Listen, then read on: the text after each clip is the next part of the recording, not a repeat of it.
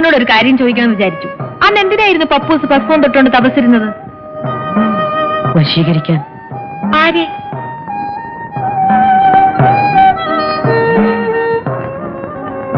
ആരെയാ പപ്പുവിന് വശീകരിക്കേണ്ടത്? ചേച്ചി.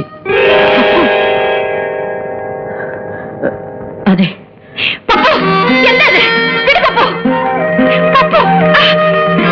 എന്താ കുട്ടി ഇത്? സ്വാതന്ത്ര്യം ഉണ്ടെന്ന് കണ്ട് തോന്നിയാസങ്ങൾ കാണിക്കാൻ തുടങ്ങുന്നു. മതി. ഞാനിതാരോടും പറയാനൊന്നും പോകുന്നില്ല. പക്ഷേ വേലാളി കളിയും തമാശം കൊണ്ട് എന്റെ അടുത്ത് വന്നേക്കരുത്, പറഞ്ഞേക്കാം.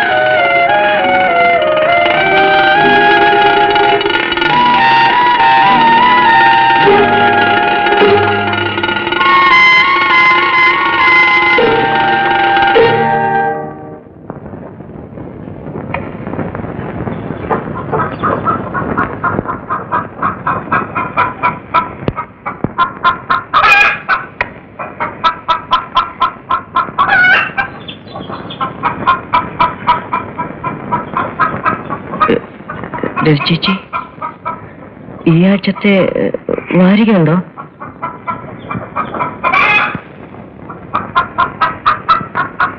ചേച്ചി,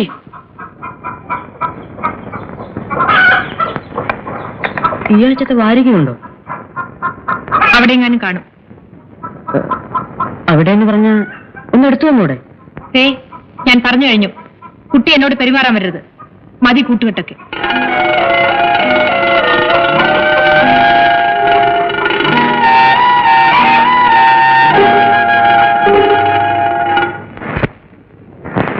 ഭാരതിയും കൃഷ്ണനായരും കൂടെ ടൗണിൽ പോയിരിക്കുക. തിരിച്ചു വരുമ്പോ പപ്പുവിന്റെ റിസൾട്ട് അറിഞ്ഞുകൊണ്ട് വരാമെന്ന് പറഞ്ഞാ പോയത്. അതൊക്കെ അവർ നല്ല മാർക്ക് വാങ്ങിച്ചു ജയിക്കും. ആ കാര്യത്തിൽ എനിക്ക് സംശയമൊന്നുമില്ല. പക്ഷേ അവനങ്ങ് പോവല്ലോ എന്ന് ആലോചിക്കുമ്പോഴുള്ള വിഷമോ. ഓരോ ദിവസം കഴിയുമ്പോഴും ഞാനങ്ങ് എണ്ണുവാ. കുസൃതിയും കുന്നായ്മയും ഒക്കെ ഇത്തിരി കൂടുതലാണെങ്കിലും അവൻ വീട്ടിലുള്ളത് വീടിനൊരനക്കവാ. അത് ശരിയാ. അവൻ പോയാല് വീട് ഉറങ്ങിയതുപോലെയാ. ഇവിടെ ഒരു ദിവസം അവനെ കണ്ടില്ലെങ്കിൽ ഏതാണ്ട് പോലെ തോന്നും. ഇന്നലെയും കൂടെ ഉറപ്പുറന്നവൻ ആ കാര്യം പറയുകയായിരുന്നു. ഇന്നേ വരെ അവൻ ഒറ്റയ്ക്ക് എവിടെയും പോയി താമസിച്ചിട്ടില്ല. അതോർക്കുമ്പോഴാ എനിക്ക് ആദ്യം. ഒരു പ്രായമാകുമ്പോൾ മക്കൾ അവരവരുടെ കാര്യം നോക്കി പോകാതിരിക്കാൻ ഒക്കുമോ? ഇവള് തന്നെ ആരുടെയെങ്കിലും കൂടെ പറഞ്ഞയക്കാൻ വേണ്ടി ഞാനങ്ങ് ധൃതി വെക്കുക. എന്നാൽ അവള് പോയി കഴിഞ്ഞാൽ പിന്നെ ഞാൻ എന്ത് ചെയ്യുമെന്ന് എനിക്ക് തന്നെ അറിയില്ല. ചിറക് മുളച്ച് കഴിയുമ്പോ കിളിക്കുഞ്ഞുങ്ങൾ അതുങ്ങളുടെ പാട്ടിന് പറന്നു പോകും. അതാണ് ലോക നിയമം. 2-3 ദിവസമായിട്ട് അവനും യാതൊരു ഉത്സാഹവുമില്ല. എപ്പോഴും മുറി തന്നെ അടച്ചു മൂടിയിരിക്കുക. അവന് പിന്നെ വിഷമം കാണാതിരിക്കുമോ? ആദ്യമായിട്ടല്ലേ അവൻ വീട്ടുകാരെയും സ്വന്തക്കാരെയും ഒക്കെ വിട്ടുപിരിഞ്ഞു പോകുന്നത്.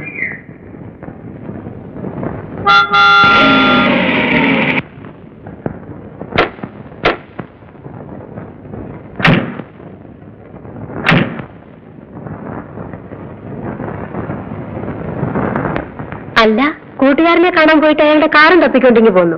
ഇങ്ങനെ ഇരുന്ന് പോയാൽ കൊള്ളാം. അതെ, ഈ പട്ടാളക്കാരുടെ പരിപാടി ചേട്ടത്തിക്ക് അറിയാൻ വേഞ്ഞ എവിടെ പോയാലും അവിടെ ഉള്ള എന്തെങ്കിലും സ്വന്തമാക്കുക എന്നുള്ള ഞങ്ങളുടെ ഒരു പിന്നെ രാത്രി ബസ് യാത്ര ചെയ്യണ്ടെന്ന് പറഞ്ഞ തോമസ് സാർ നിർബന്ധിച്ചു കൊടുത്ത് അയച്ചതാ. ഇന്ന് റിസൾട്ട് അറിഞ്ഞോ? പപ്പു,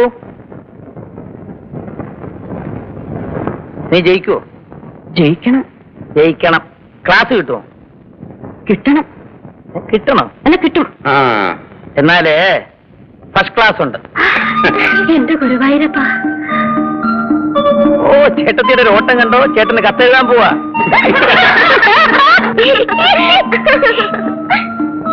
എന്താ ഇത്ര പുണ്യം? അയ്യ, അവന്റെ ഒരു ചിരി. ആമ്പിള്ളേരെ ക്ലാസ് വാങ്ങിച്ചാ പരീക്ഷയ്ക്ക് പാസ്സായ. നിനക്ക് എത്ര മാർക്ക് കിട്ടടാ? കണക്കിലൊഴിച്ച് ബാക്കി എല്ലാത്തിനും ജയിച്ചല്ലോ. കണക്കിന്റെ കാര്യം കൂടെ ഒന്ന് പറ സാറേ. ഒന്ന് മൊഴിഞ്ഞാട്ടെ.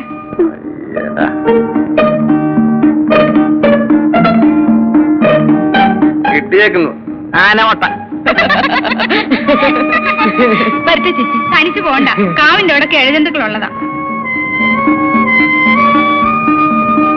നീ രചേച്ചി ഒന്നും കൊണ്ട് വിട്ടേച്ചു. അവനിവിടെ എന്താ പണി? അവൻ കൊണ്ടാക്കട്ടെ. ആരോട് പറഞ്ഞോ അവരങ്ങ് ചെയ്താൽ മതി. നിന്നോടാ ഇപ്പൊ പറഞ്ഞത്? അല്ല, നിന്നോടാ പറഞ്ഞേ. കൊണ്ട് വിട്ടേച്ചു വേടാ.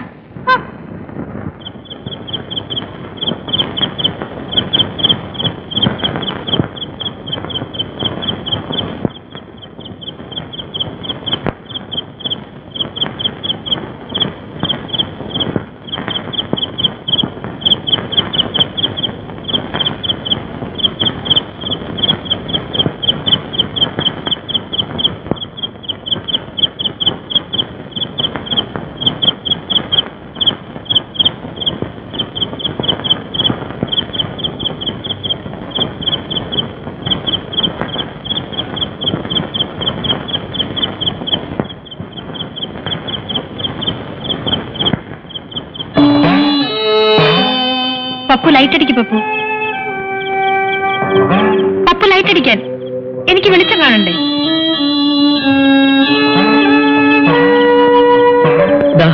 നിങ്ങൾ തന്നെ വെച്ചോളൂ.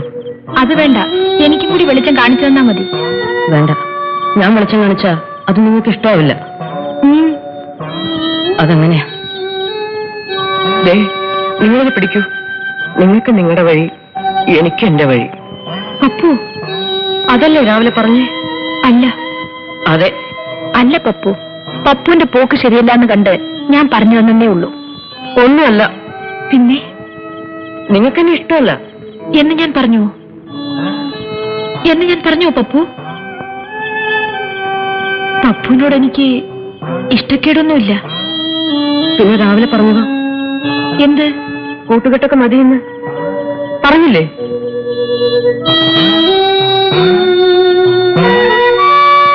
ഞാൻ പറഞ്ഞത് വേറൊന്നും കൊണ്ടല്ല. പപ്പു വളരുകയാണ്, വലിയ ആളാകുകയാണ്. അതുകൊണ്ട് നമ്മൾ തമ്മിൽ പിണങ്ങണോ? അങ്ങനെയാണോ? ചേച്ചിക്ക് അറിഞ്ഞൂടാ. എന്നോട് പിണക്കമാണെന്ന് പറഞ്ഞില്ലേ? ഞാൻ നാട് വിട്ടാലോ എന്ന് ആലോചിച്ചു. ആത്മഹത്യ ചെയ്യാൻ തീരുമാനിച്ചു.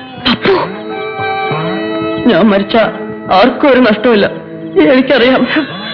വേണ്ട പപ്പു, നമ്മളുടെ ബിൽ പിണങ്ങണ്ട.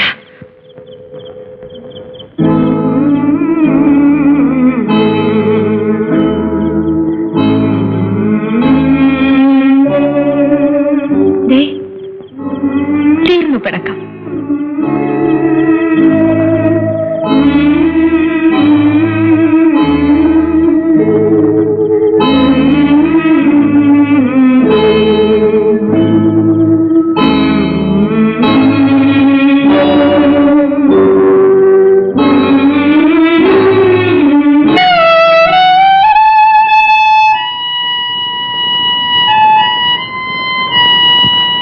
പപ്പു,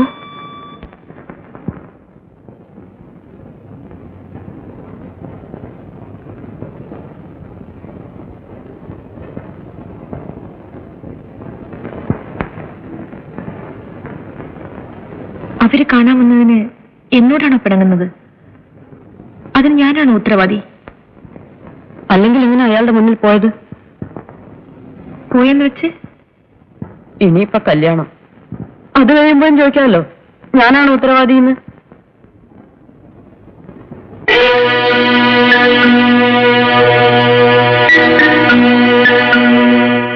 വന്നവർക്ക് പെണ്ണിനെ ഇഷ്ടമായോ?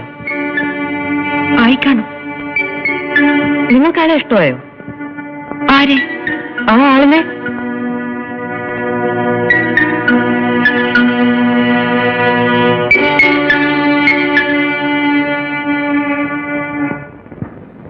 പിന്നെന്തിനാ ആ ആളിനെ കല്യാണം കഴിക്കുന്നേ?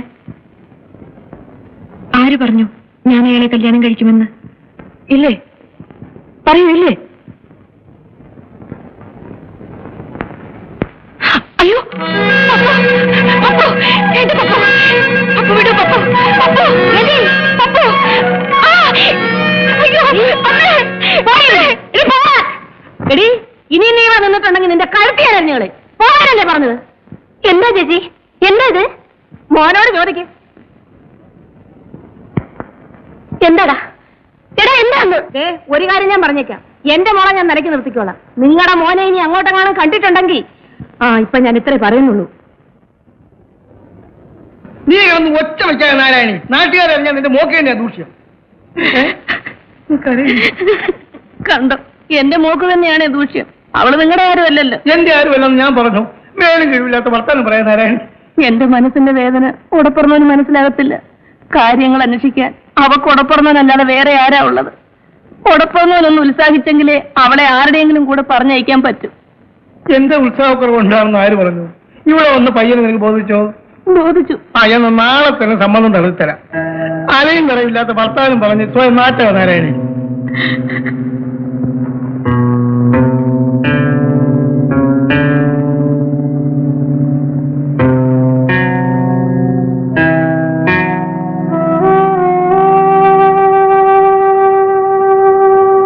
എങ്ങോട്ടാണ് ഒരുങ്ങി ചമഞ്ഞ്? വെറുതെ പുറത്തേക്ക്. ഇപ്പൊ പുറത്തേക്ക് അകത്തേക്കൊന്നും പോകണ്ട, പോയപ്പോഴൊക്കെ മതി. ഇനി പുറത്തേക്കെങ്ങാനും ഇറങ്ങിയിട്ടുണ്ടെങ്കിൽ നിന്റെ മുട്ടി ഞാൻ തല്ലി ഓടിക്കും. ബാക്കിയുള്ളവരുടെ നാണം മാനം കെടുത്താനുണ്ടായ സന്താനം. ചേച്ചി എന്തിനാ അവനെ വഴക്ക് പറയുന്നത്? ചേച്ചിയോട് ഞാൻ എത്ര പ്രാവശ്യം പറഞ്ഞിട്ടുണ്ട് അവനെ ഇങ്ങനെ ധ്യാനിക്കരുതെന്ന്. ഇപ്പൊ അനുഭവിച്ചോ? പുറത്തേക്ക് ഇറങ്ങാൻ നടക്കുന്നു.